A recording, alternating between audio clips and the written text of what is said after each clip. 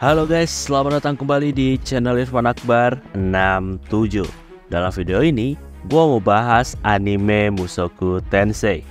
Dalam video ini, gua mau bahas lanjutan anime Mushoku Tensei berdasarkan light novel volume 17. Video ini adalah part 2-nya. Video ini adalah kelanjutan dari video sebelumnya. Jadi buat kalian yang belum nonton video pembahasan yang sebelumnya, kalian bisa nonton videonya terlebih dahulu. Video ini satu udah jelas spoiler untuk lanjutan animenya.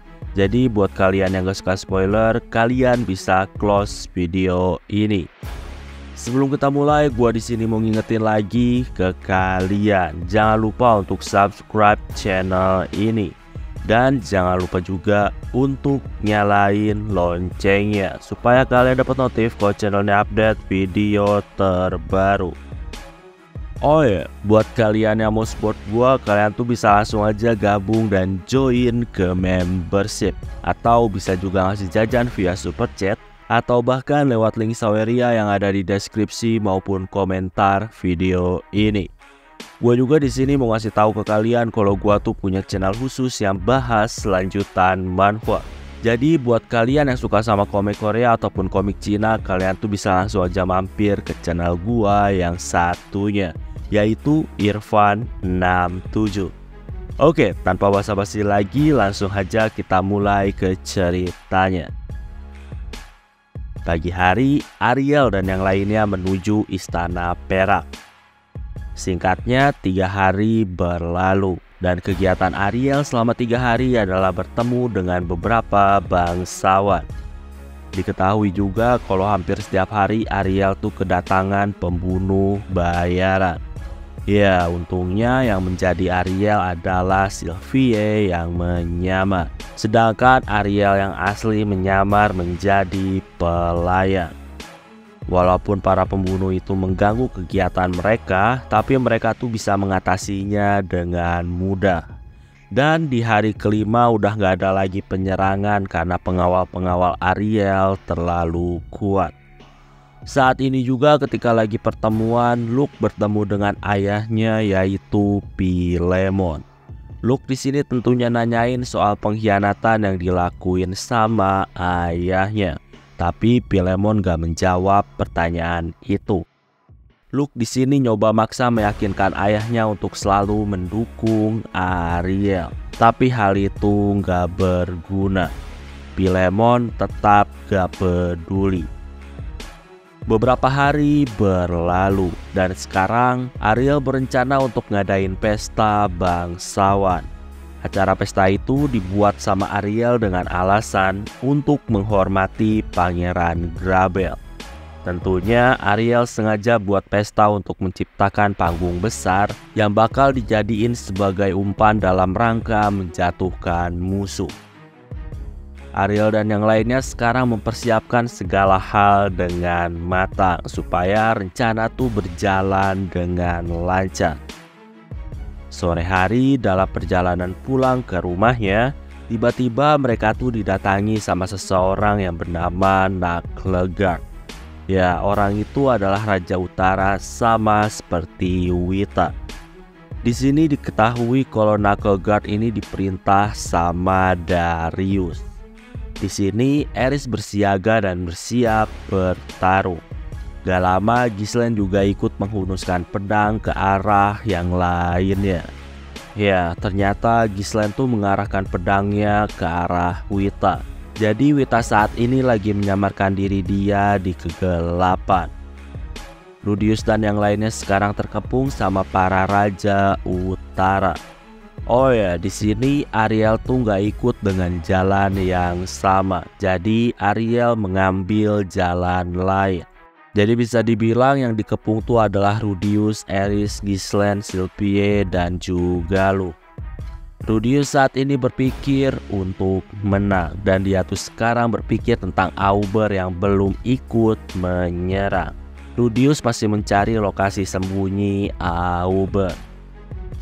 Singkat cerita, Rudius sudah tahu lokasi di mana Auber bersembunyi. Dia pun dengan cepat ngeluarin meriam batu yang besar. Auber tentunya menghindar, tapi kakinya kena meriam batu dan itu membuat Auber jongkok di tanah. Di sisi lain, Ares dan yang lainnya juga mulai melakukan pertarungan mereka. Saat ini Rudius terus menembaki Auber dengan meriam batu. Auber masih bisa menghindari serangan-serangan walaupun salah satu kakinya terluka. Di sisi lain, saat ini terlihat kalau Ares menebas knuckle guard dan terlihat bahu kiri knuckle guard berdarah. Ghislaine juga saat ini mendesak Wita sampai Wita harus kehilangan salah satu tangannya. Saat ini Wita pun lemparin sesuatu ke tanah dan muncullah kepulan asap berwarna hitam yang menutupi pandangan. Sylvia saat ini ngeluarin sihir angin sehingga menghilangkan asap-asap tersebut. Di sini terlihat kalau musuh kabur ke arah yang berbeda-beda. Rudius teriak untuk mengikuti Wita. Saat ini, ketika Rudius sendirian masuk ke dalam gang, tiba-tiba dia tuh melihat tubuh Wita yang tergeletak bersimbah darah dengan lubang di tengah tubuhnya. Ya, Wita udah tewas. Rudius yang melihat luka itu, Rudius tahu bahwa Orsted lah yang telah membunuh Wita dengan cepat. Gak lama datanglah Ares dan dia tuh terkejut sama Wita yang udah tergeletak di samping Rudius. Rudius saat ini melihat Ares terluka agak parah di bahunya dan Rudius langsung nyembuhin Ares. Di sini diketahui kalau ternyata knuckle guard udah mati dibunuh sama Ares. Jadi dua raja utara yaitu Wita dan knuckle guard sekarang tuh udah mati. Dan yang tersisa sekarang tuh hanyalah kaisar utara yaitu Auber. Saat ini tiba waktunya untuk pesta yang diadakan Ariel. Saat ini banyak bangsawan penting yang hadir dalam pesta tersebut. Di sana juga terlihat ada Auber yang mengawal Darius. Singkatnya, Ariel membuka pesta dengan pidato-pidatonya. Setelah itu, Ariel juga memperlihatkan Triss kepada para bangsawan yang ada. Saat ini para bangsawan terkejut sama kehadiran dari Triss. Ya, orang-orang selama ini tuh mengira kalau Triss udah mati. Di sini Darius juga terlihat terkejut dan dia agak panik. Saat ini Triss pun mulai ceritain kejadian yang dia alami, yaitu ketika dia tuh menjadi budak seksnya Darius. Di sini Triss gaya ngomongnya tuh sangat anggun seperti bangsawan. Jadi dia tuh nggak menggunakan gaya bandit. Triss juga di sini cerita pakai gaya dramatis sehingga hal itu menarik hati nurani orang-orang. Di sini Triss ceritain semuanya, termasuk dibeli sama bandit. Nah, di sini tentunya Triss gak ngasih tahu kalau dia sendiri menjadi seorang bandit. Jadi dia tuh cuma ceritain sampai dibeli sama para bandit. Ariel di sini tentunya menghardik Darius yang udah menyalahgunakan wewenang kekuasaannya sebagai seorang menteri. Di sini Darius terlihat agak tenang. Darius di sini tuh nggak nyangka kalau Ariel tuh membuat drama palsu yang penuh kebohongan. Darius meminta buktinya. Triss di sini nunjukin cincin yang ada lambang bangsawan Purple Horse. Darius di sini ngasih tahu kalau sebulan yang lalu ada sebuah insiden. Dan Darius ngasih tahu bahwa dia tuh saat itu udah mengkonfirmasi kematian Tristina. Darius ngasih tahu kalau cincin lambang yang seperti itu dijual di pasar gelap. Jadi hal itu nggak bisa dipercaya. Darius di sini tegasin kalau Tristina udah mati. Dan saat itu mayat Tristina tuh udah dikonfirmasi sama keluarganya. Darius di sini ngasih tahu kalau Tristina tuh punya tanda lahir bulan sabit di dadanya. Darius di sini tersenyum dan dia menyuruh keluarga Purple Horse untuk mengkonfirmasi omongannya. Di sini Fretus yang merupakan ayah dari Triss dia tuh terlihat agak tegang. Darius saat ini mendekatinya dan menyuruhnya untuk mengkonfirmasi bahwa setiap omongan Darius adalah kebenaran. Di sini tanpa disangka ternyata Freytus tuh ngomong kalau putrinya diculik sama Darius. Freytus di sini ngasih tahu kalau wanita yang saat ini ada di depannya tuh adalah putrinya yang telah lama hilang diculik. Jadi omongan Ariel lah yang benar. Darius di sini terkejut mendengar hal itu. Ya, Ariel ini udah mengantisipasi semua langkah yang dibuat Darius. Makanya sekarang tuh adalah kemenangan untuk Ariel. Ariel di sini dengan tegas ngasih tahu bahwa Darius telah bersalah dan harus dihukum. Darius saat ini sangat panik. Dia juga saat ini melihat sekelilingnya dan ternyata semua sekutunya menjauh darinya. Gak lama saat ini muncullah pangeran pertama yaitu Grabel. Grabel di sini mempertanyakan kenapa Ariel membuat keributan. Padahal sekarang raja lagi sakit. Grabel ngasih tahu kalau sekarang bukan waktu yang tepat untuk Ariel bertindak menghukum Darius. Grabel di sini ngasih tahu kalau saat ini negara tuh lagi masuk ke dalam masa yang krisis. Jadi sangat disayangkan kalau sekarang negara tuh harus kehilangan perdana menteri. Ariel di sini tegasin kalau yang salah harus dihukum. Grabel di sini ngasih tahu kalau semua bangsawan di sini punya salah. Dan kalau ngikutin logikanya Ariel, para bangsawan lain juga pasti bakal kena hukuman. Dan kalau semua bangsawan dihukum, hal itu jelas gak bagus untuk negara. Ariel di sini dengan tegas bilang kalau dia bakal menegakkan hukum. Grabel di sini tersenyum. Grabel di sini ngasih tahu karena saat ini gak ada titik temu, sebaiknya masalah ini diselesaikan dengan cara demokrasi. Grabel tuh di sini mau kalau para bangsawan tuh menentukan pilihan. Jadi bangsawan tuh disuruh milih untuk setuju dengan Grabel atau setuju dengan Ariel. Ariel saat ini tersenyum. Ya, orang-orang udah pasti bakal ikut Grabel karena pasukan Grabel sangat kuat. Mau gak mau, para bangsawan pasti gak mau bermusuhan dengan Grabel. Ariel di sini ngasih tahu kalau dia tuh lupa ngenalin satu orang lagi ke para bangsawan. Saat ini Ariel menjetikkan jarinya dan saat ini muncullah api.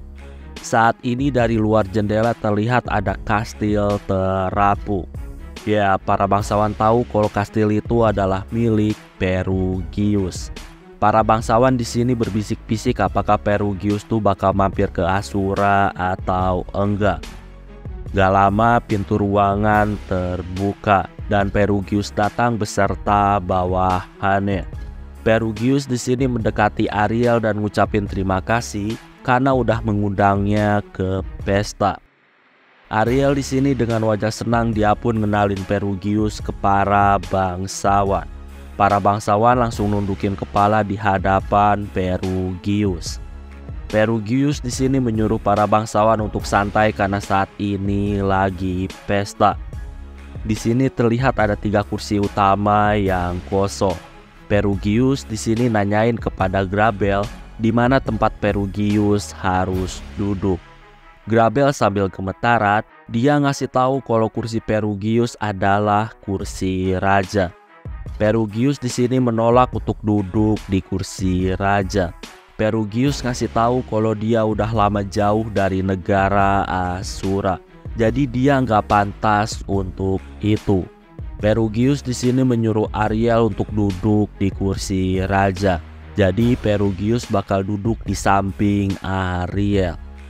Ya, bagi para bangsawan, dengan kejadian itu, hal itu menandakan kalau Ariel tuh didukung sama Perugius.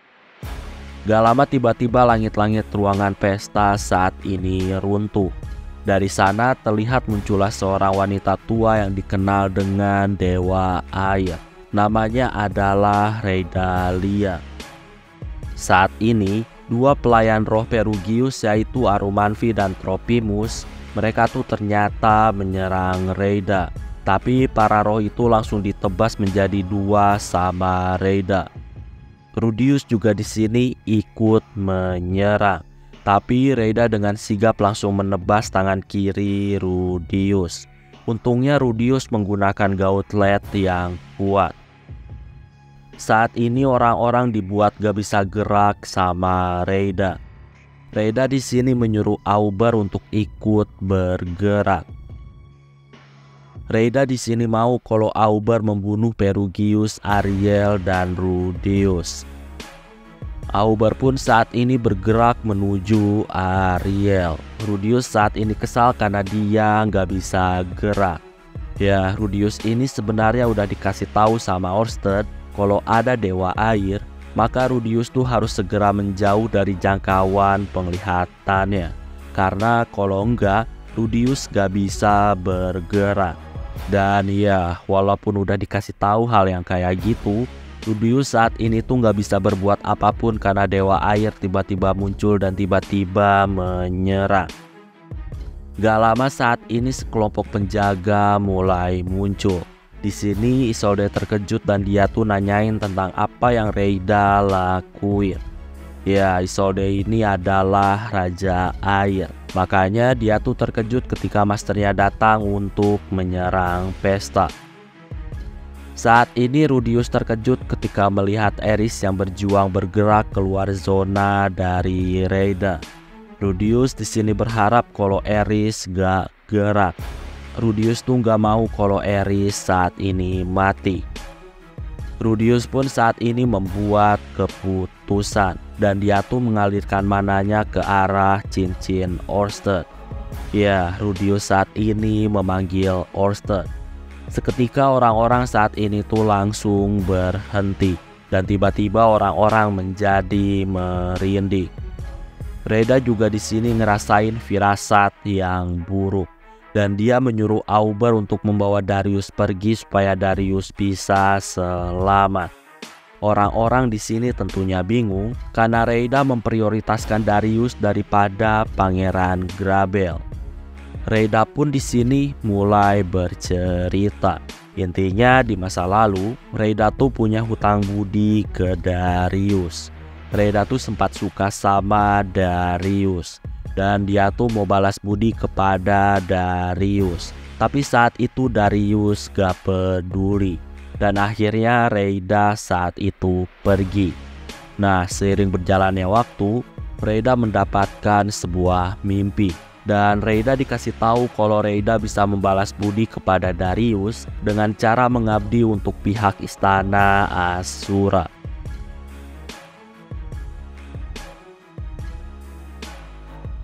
Mendengar cerita itu, Rudius di sini menduga yang datang ke mimpi itu adalah dewa manusia. Gak lama saat ini tiba-tiba ada seseorang yang masuk ke ruangan dan itu membuat semua orang membeku ketakutan. Ya, orang-orang di sini tuh ada yang ngompol dan bahkan pingsan. Yang datang adalah Orsted. Reida di sini menggunakan serangan-serangan yang kuat. Dan dia menebas dengan kecepatan yang sangat luar biasa. Tapi setiap serangan itu diblokir dengan mudah sama Orsted menggunakan tangan kosong. Orsted juga di sini langsung menusuk dada Reida menggunakan tangannya. Dan dia tuh melempar Reida. Reida mati seketika. Isolde di sini marah dan dia tuh menghunuskan pedang ke arah Orsted. Orsted di sini nggak peduli dan dia pun akhirnya pergi.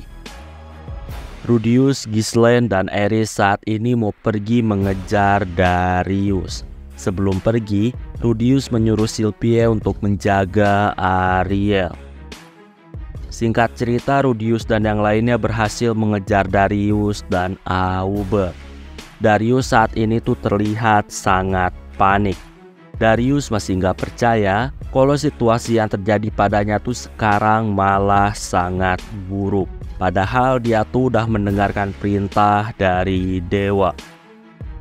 Saat ini Aerys sama Ghislaine maju untuk menghadapi Auber.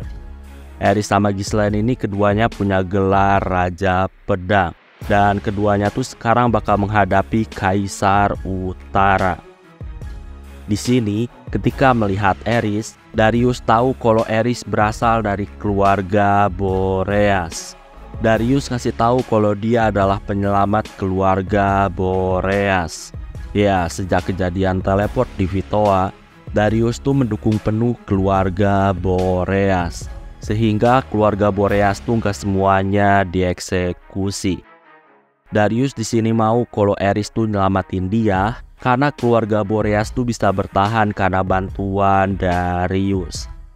Di sini Rudius tentunya nanyain tentang Sauros, karena kalau Darius melindungi keluarga Boreas, harusnya Sauros gak dieksekusi. Mendengar itu, Darius di sini terlihat marah. Di sini Darius bongkar semuanya. Jadi Sauros tuh mau menyelesaikan masalah Vitoa dengan menggunakan seluruh dana keluarga Boreas. Nah, karena hal itu, beberapa keluarga Boreas tuh gak setuju dengan Sauros. Karena kalau dana keluarganya dipakai, maka dana keluarga bisa habis. Dan kalau dana habis, kekuasaan keluarga Boreas bakal runtuh. Makanya beberapa anggota keluarga Boreas tuh minta bantuan Darius supaya keluarga Boreas tuh nggak runtuh. Dan akhirnya Darius bergerak. Dia tuh ngasih banyak dana untuk membantu keluarga Boreas. Dan dia juga menyuruh Philemon. Dan akhirnya Sauros pun dieksekusi. Mendengar itu, Aerys sama Ghislaine akhirnya paham bahwa otak semuanya itu adalah Darius. Darius di sini terkejut karena ternyata Aerys adalah cucu Sauros. Darius sekarang hanya bisa pasrah dan dia tuh menyerahkan semuanya kepada Auber. Auber di sini bergerak dan dia tuh menggunakan sesuatu seperti lem untuk menghentikan langkah Aerys dan Ghislaine. Rudius di sini langsung menggunakan air untuk menghilangkan lem-lem tersebut. Auber saat ini mengayunkan dua pedangnya ke arah Rudius. Rudius ngeluarin perisai batu untuk menghentikan serangan Auber. Rudius juga saat ini pegang Auber menggunakan tangan kiri yang udah dipakein armor sarung tangan. Auber saat ini berhasil menebas kaki kiri Rudius dan Rudius kesakitan.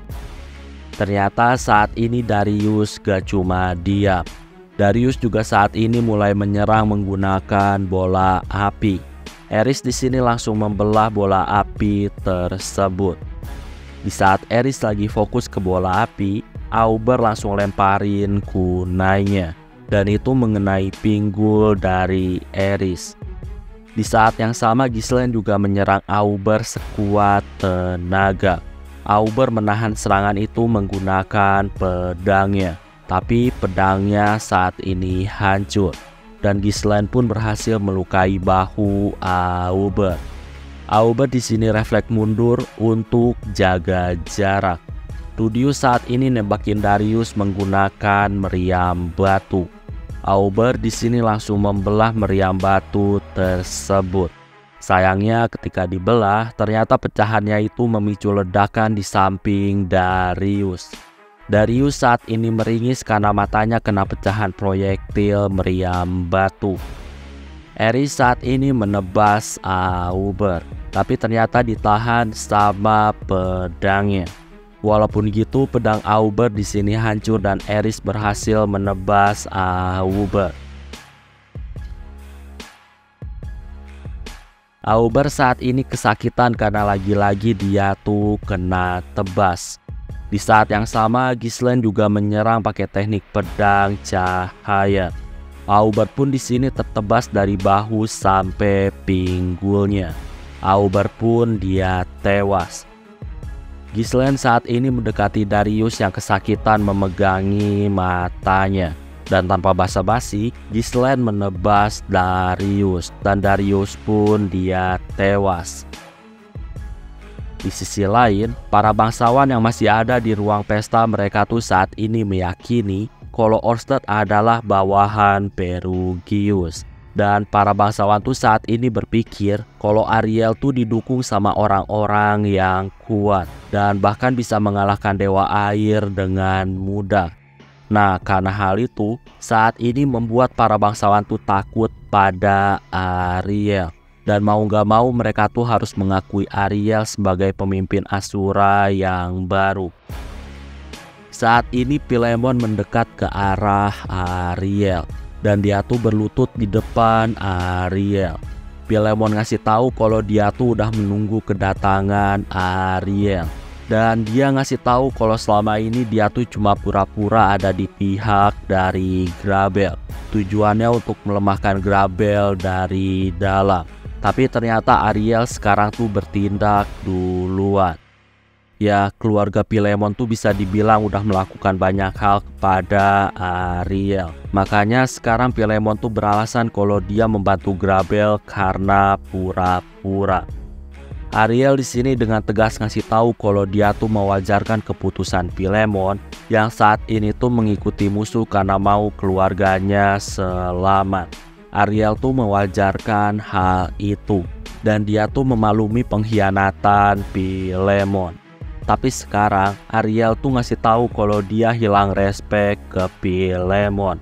Alasannya karena Philemon tuh sekarang malah mendekati Ariel lagi setelah Philemon mengkhianati Ariel.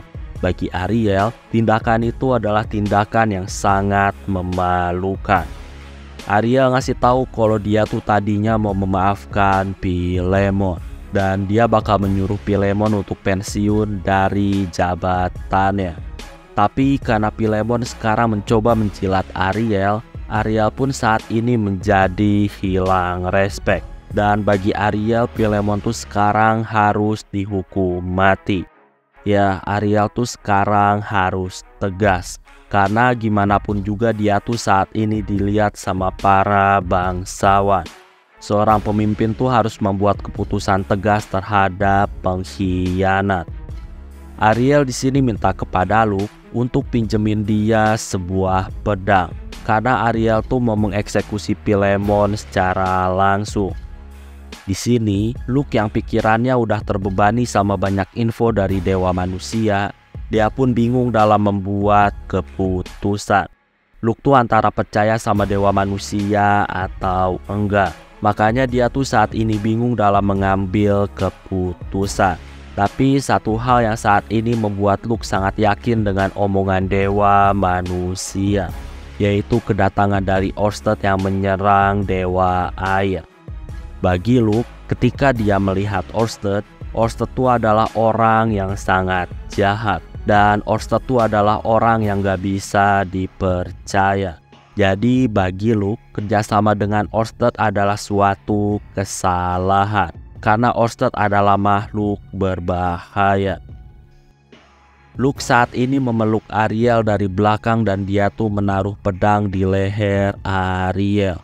Sylvie di sini bereaksi sambil memegang tongkat sihir dan dia tuh saat ini menatap Luke dengan tatapan membunuh. Luke di sini nanya ke Sylvie kenapa Sylvie tuh bisa percaya sama Orsted. Sylvie di sini tegasin kalau dia tuh nggak percaya sama Orsted. Dia tuh cuma percaya sama Rudius. Luke di sini heran kenapa Sylvie tuh percaya Rudius, karena bisa aja Rudius tuh ditipu sama Orsted. Sylvie ngasih tahu kalau Rudius tuh selalu melakukan yang terbaik untuk keluarganya. Dan Rudius tuh selalu memikul beban yang berat sendirian. Karena hal itulah Sylvie tuh gak mau protes sama keputusan Rudius yang percaya sama Orsted. Sylvie tuh gak mau nambah beban untuk Rudius. Luke di sini ngasih tahu kalau keputusan Sylvie tuh bisa membahayakan Ariel. Karena bisa aja Orsted menipu orang-orang. Sylvie tegasin kalau sekarang tindakan Luke adalah tindakan yang berbahaya untuk Ariel. Dan Sylvie bakal menyelamatkan Ariel. Gak lama Rudius dan yang lainnya akhirnya datang ke ruang pesta. Luke saat ini nanya lagi kepada Sylvie. Jadi kalau misalkan disuruh milih, Sylvia tuh lebih memilih Ariel atau Rudius. Sylvia di sini dengan tegas kalau dia tuh bakal memilih Rudius. Rudius adalah orang yang sangat penting di hidupnya. Makanya dia tuh menikah dan punya anak dengan Rudius. Sylvia di sini tentunya minta maaf kepada Ariel. Tapi kalau dihadapkan pada dua pilihan, Sylvia tuh udah pasti bakal memilih Rudius. Ariel di sini ngasih tahu kalau Sylvia tuh saat ini udah memilih Rudius. Itu artinya sekarang Luke bisa bergerak untuk membunuh Ariel. Luke di sini terkejut sama keputusan Ariel. Luke tuh di sini gak ngerti kenapa Ariel gak mempertanyakan keputusan Luke yang saat ini tuh mau membunuh Ariel. Ariel di sini ngasih tahu kalau dia adalah putri yang dilayani sama Luke. Jadi Ariel percaya kalau keputusan Luke adalah keputusan yang baik. Luke saat ini terdiam. Luke saat ini hampir nangis. Ya, ketika Luke mau bunuh Ariel, Ariel tuh selalu menganggap kalau Luke adalah kesatria penjaganya. Ariel tuh sangat percaya kalau Luke gak mungkin mengkhianati Ariel. Luke saat ini melempar pedangnya dan dia tuh ngasih tahu kalau dia bakal selalu menjadi kesatria penjaga Ariel. Luke juga di sini bersiap untuk menerima hukuman Ariel. Saat ini di depan para bangsawan, Ariel nasehatin Luke kalau Luke tuh harus bisa menahan nafsu terhadap wanita. Jadi di sini Ariel tuh kayak jelasin bahwa Luke itu adalah pecinta wanita. Makanya Luke selalu nafsu kalau melihat wanita. Dan akhirnya Luke kebablasan memeluk Ariel dengan alasan mau membunuh. Padahal Luke melakukan itu karena nafsu. Ariel ngasih tahu saat ini dia maafin Luke karena nafsu Luke saat ini tuh hanya sebatas memeluknya. Saat ini putri Ariel mendekati Philemon yang masih berlutut ketakutan. Rudius saat ini mendekati Ariel dan ngasih tahu kalau Philemon cuma pion Darius. Dalang dari semuanya adalah Darius dan sekarang Darius sudah mati. Ghislaine di sini sebenarnya mau membunuh Philemon, tapi Eris di sini memegang ekor dari Ghislaine. Dan Eris ngasih tahu kalau Ghislaine gak boleh serakah karena dalang sebenarnya tuh udah dibunuh sama Ghislaine. Ghislaine pun akhirnya mengikuti perintah dari Eris. Mendengar itu semua, Ariel ngasih tahu kalau dia mengampuni nyawa Philemon. Tapi Philemon saat ini dihukum penjara. Dan Philemon juga dilepas dari jabatannya sebagai pemimpin keluarga Notos. Dan sekarang pemimpin keluarga Notos adalah Luke. Beberapa hari berlalu. Rudius saat ini bertemu dengan Orsted. Orsted di sini ngasih tahu kalau Ariel sekarang tuh udah pasti bakal jadi raja. Rudius di sini masih khawatir. Rudius tuh nggak yakin karena hal itu bisa aja digagalin. Sekarang raja tuh cuma sakit dan Ariel tuh bisa dibilang belum naik tahta. Jadi hal itu bisa dibilang masih belum pasti. Karena bisa aja dewa manusia tuh tiba-tiba menggagalkan rencana. Orsted pun di sini menjelaskan semuanya. Di sini Orsted ngaku kalau dia tuh dari awal gak percaya Rudius. Makanya Orsted ngasih misi kepada Rudius untuk membantu Ariel dengan tujuan untuk melihat kesetiaan Rudius. Orsted juga ngasih tahu beberapa bagian cerita tentangnya yang pernah diceritain kepada Rudius. Hal itu adalah kebohongan. Orsted ngasih tahu kalau dia tuh nggak bisa melihat masa depan. Orsted ngasih tahu kalau dia tuh bisa mengulang waktu ketika dia mati. Makanya Orsted gak bisa melihat masa depan. Orsted ngasih tahu kalau dia tuh udah mengulang waktu ratusan kali. Jadi Orsted udah berkali-kali melihat perang antara Ariel dan Grabel.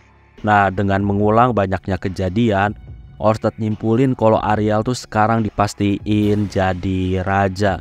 Makanya Rudius tuh gak perlu khawatir. Rudius di sini nanya apakah Orsted bisa ngalahin dewa manusia atau enggak. Orsted di sini tegasin kalau dia bisa mengalahkan dewa manusia. Dengan segala pengalaman dan persiapan yang udah dilakuin, harusnya Orsted bisa membunuh dewa manusia. Apalagi sekarang Rudius ada di pihak Orsted, dan itu bakal menambah amunisi dalam mengalahkan dewa manusia.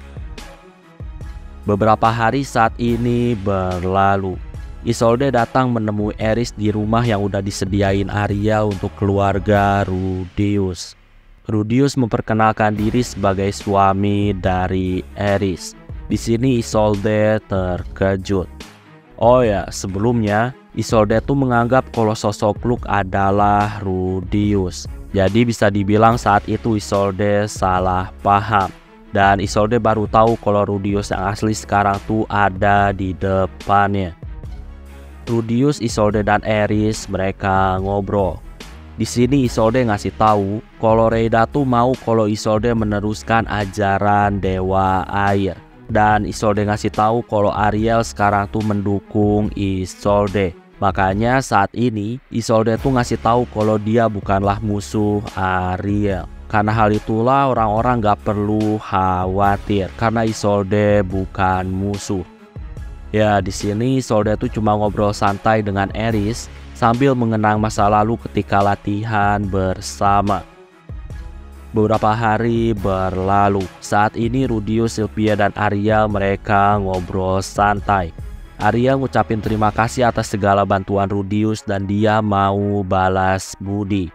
Di sini Rudius ngasih tahu kalau dia tuh mau jualan patung iblis dan buku. Mendengar itu, Arya ngasih tahu kalau dia tuh bakal mensupport bisnis Rudius.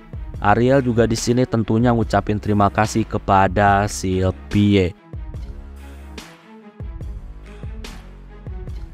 Beberapa hari berlalu. Rudius dan yang lainnya saat ini masih ada di Asura.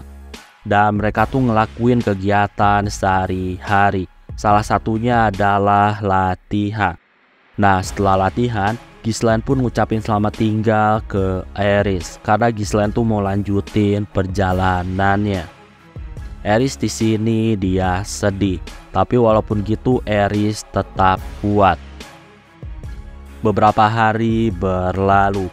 Dan saat ini tiba waktunya bagi Rudius dan yang lainnya pergi dari Asura. Nah, karena Sylvie terkenal, banyak orang yang ngucapin selamat tinggal kepada Sylvie. Luke juga saat ini tuh ngucapin selamat tinggal dan dia tuh minta maaf karena peristiwa sebelumnya. Luke juga saat ini minta maaf kepada Rudius karena selama ini udah curiga kepada Rudius. Singkatnya, Rudius, Eris, dan Sylvie mereka tuh pulang dengan menggunakan gerbang teleportasi yang udah diperbaiki sama Perugius. Sebelum pulang ke rumah, Rudius dan yang lainnya tuh nginep dulu di kastilnya Perugius. Besoknya Rudius, Eris, sama Sylvie pulang ke rumah. Dan di sana mereka disambut bahagia sama keluarga. Saat ini Rudius melihat Roxy yang sembunyi di belakang pintunya. Rudius tuh nggak ngerti kenapa Roxy nutupin tubuhnya di pintu. Rudius saat ini memperhatikan pipi Roxy. Dan ya, ternyata Roxy bertambah gemuk. Makanya Roxy sembunyi. Sejak hamil, tubuhnya Roxy banyak berubah. Dan itu membuat Roxy nggak percaya diri sama tubuhnya. Sylvie sekarang menyuruh Rudius untuk berduaan dengan Roxy. Saat ini Roxy dan Rudius berduaan. Mereka di sini ngobrol santai. Dan Roxy di sini tuh banyak mengeluh tentang tubuhnya yang berubah. Dan Roxy takut kalau tubuhnya tuh nggak menarik lagi untuk Rudius. Tentunya Rudius di sini nenangin Roxy dan dia tuh ngasih tahu kalau semua itu nggak masalah. Besoknya Rudius pergi menemui teman-temannya untuk ngasih tahu kalau Rudius sudah pulang. Setelah itu Rudius menuju makam ayahnya.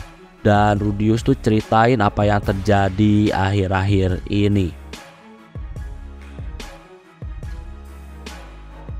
Oke, sebelum gua akhiri videonya, gua di sini mengucapin terima kasih ke kalian karena udah mau join ke membership. Jadi terima kasih untuk Halpin, Mastermind X, Syukor 035, Sukasa, Denny Trip, Kapet Baldi, Randy Alven, Juli, Nopal, Ragil Belhaki, Dino Bagus, Kataya Mataka, Tinotsu, HS, Rev, Sasuga Kuasama, Mikizari, dan Penster. Sekali lagi gue ucapin terima kasih ke kalian karena udah mau join ke membership. Oke, kayaknya cukup untuk video pembahasan kali ini. Terima kasih karena udah nonton video ini sampai habis. Jangan lupa untuk subscribe, like, dan yang paling penting adalah jangan lupa untuk share video ini ke teman-teman kalian. Sampai bertemu kembali di video-video selanjutnya. Terima kasih.